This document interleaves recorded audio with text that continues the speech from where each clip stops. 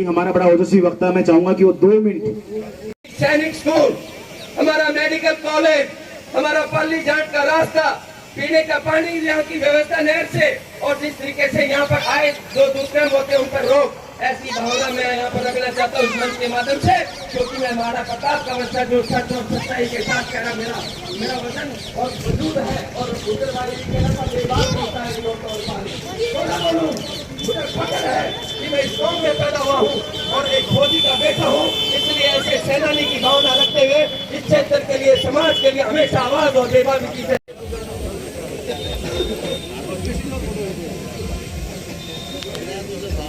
मैं आग्रह करूंगा कि हमारे बीच में पधारे हुए वर्तमान विधायक महेंद्रगढ़ राव दान सिंह जी का आप अभिनंदन करें।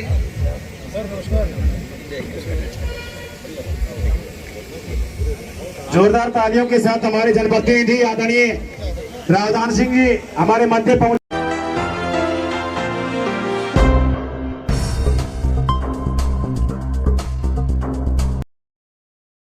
नमस्कार दोस्तों, बाबा साहब पीसी न्यूज़ में आज हम पहुंचे हैं गांव जाट पाली में, जिला महेंद्रगढ़, हरियाणा में। हमारे सभी दर्शकों का मैं जितेंद्र लखेरा हार्दिक स्वागत अभिनंदन करता हूं। जिस तरह से आज महाराणा प्रताप, शिरोमणि महाराणा प्रताप जी की जो मूर्ति का जो अनावरण हुआ है गांव जाट में, वहां पे हम आए हैं। कुछ मेहमान हैं, उनसे हम बातचीत करवाएंगे और जिस तरह से ये वीर शिरोमणि महाराणा प्रताप जी थे, उनकी जीवन शैली में भी कुछ यहाँ के जो मेहमान हैं उनसे हम बातचीत करवाएंगे। और ये जो कार्यक्रम है, किस तरह से अरेंजमेंट है इसकी, किस तरह के यहाँ के मुख्य अतिथि हैं, कौन यहाँ के वरिष्ठ मौजूदान है, सभी से हम बातचीत करवाएंगे। और उनकी जो जीवन शैली की पुण्यतिथि के अवसर पर गांव जाट में जो प्रतिमा अनावरण के शुभ अवसर पर गांव के लोगों ने और सभी युवा साथियों ने जो मुझे मौका दिया अनावरण करने का, उसके लिए मैं मेरे पूरे समाज का, पूरे गांव का और युवा साथियों का तहे दिल से आभार व्यक्त करता हूं और आश्वस्त करता हूं, जब भी मेरे नौजवान साथी मुझे किसी भी काम के लिए, गांव के नौजवान 36 बिरादरी के भाई जब भी कभी कहेंगे, मैं कंधे से कंधे मिला के इनके साथ खड़ा हूं।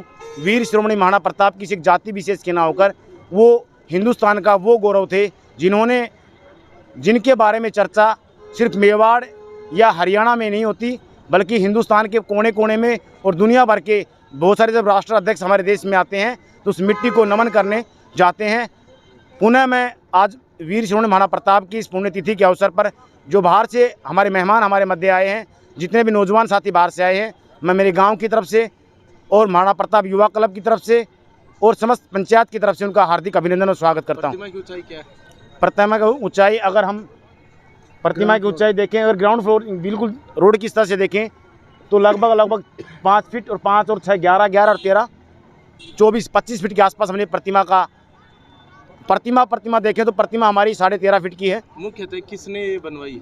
ये विशेषकर पूरे गांव का सहयोग रहा है और विशेषकर, और मैं बधाई दूंगा मेरे गांव के फौजियों को जिन्होंने बड़ा विशेष सहयोग हमें दिया, और 36 बिरादरी के हर घर का हमने सहयोग लिया है।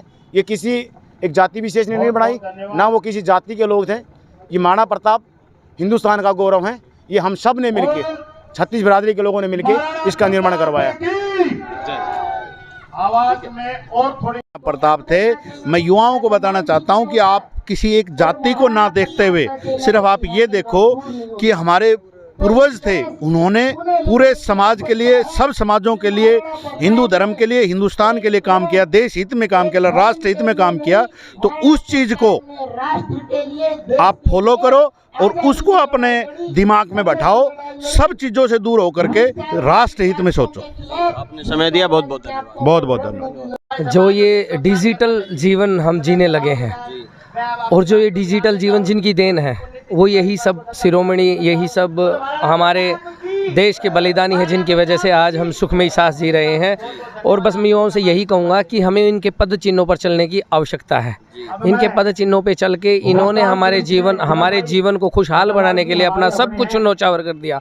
अगर ये चाहते तो ये भी अपना सुखमय जीवन जी सकते थे, राजपाट में अच्छे से रह सकते थे, लेकिन इन्होंने चुना हमारे स्वर्णिम भविष्य के लिए, हमारे सुखमय जीवन के लिए अपना बलिदान चुना, सब कुछ न्योछावर कर दिया। तो हमारी भी ये कर्तव्य बनता है, हमारी भी ये जागरूक युवाओं की ये उत्तरदायित्व बनता है कि हमें उनके पद चिन्हों को, हमें उनके कार्यों को नहीं भूलना चाहिए, उनके आदर्शों को अपने जीवन में आत्मसात करना चाहिए और उनके दिखाए चिन्हों पर, उनके बताए हुए मार्गों पर बलिदान का हो, भले देश के प्रति प्रेम हो, मिट्टी की स्वाभिमानता हो, अपने मान मर्दन ना होने देना हो, ऐसे सभी आदर्श युवाओं को अपने जीवन में स्थापित करने चाहिए। जी, आपने समय दिया, बहुत बहुत धन्यवाद। बहुत बहुत धन्यवाद आपका भी, जो मुझे ये इस लायक समझा कि मैं इस वीर शिरोमणि इनके बारे में कुछ बता सकूं और युवाओं को भी कह सकूं कि इनके पद चिन्हों पर आज इस चकाचौंध के जीवन में उनके आदर्शों को हमें मानने की, उनके आदर्शों पे चलने की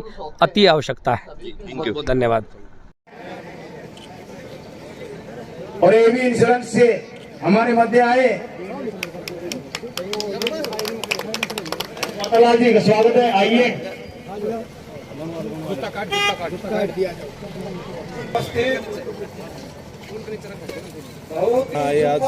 क्या कहेंगे इसका? देखिए, सबसे बड़ी बात यह है कि मैं युवा शक्ति जिन्होंने ये अपने प्रयासों से इस मूर्ति की स्थापना करी है और हम सब लोगों को ये अवसर दिया है, वो बधाई के पात्र हैं।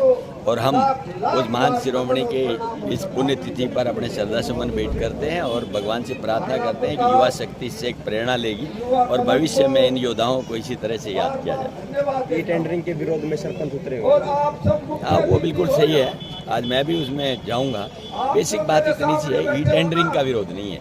आप एक जनप्रतिनिधि चुनते हो और उसको एक बड़ी सीमित दायरे में रखना चाहते हो, तो सरकार से हमारा निवेदन है कि उन पर विश्वास करें।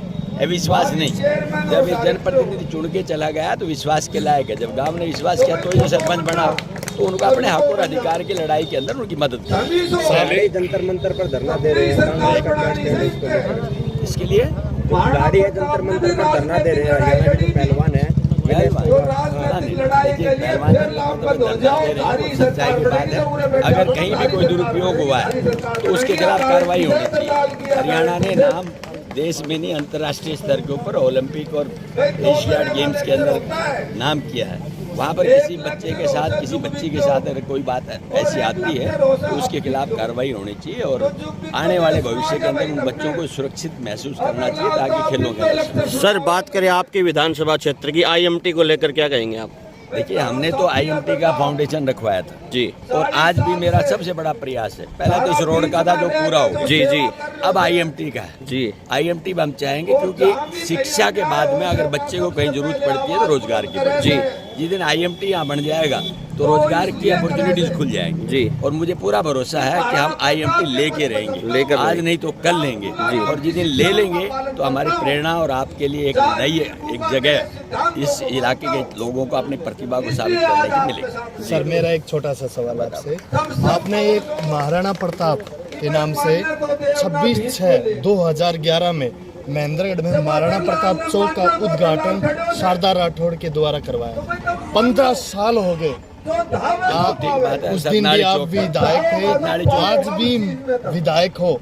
15 साल से महाराणा प्रताप चौक का अपमान हो रहा है, वो आपने उसमें आप क्या कहना चाह रहे हैं?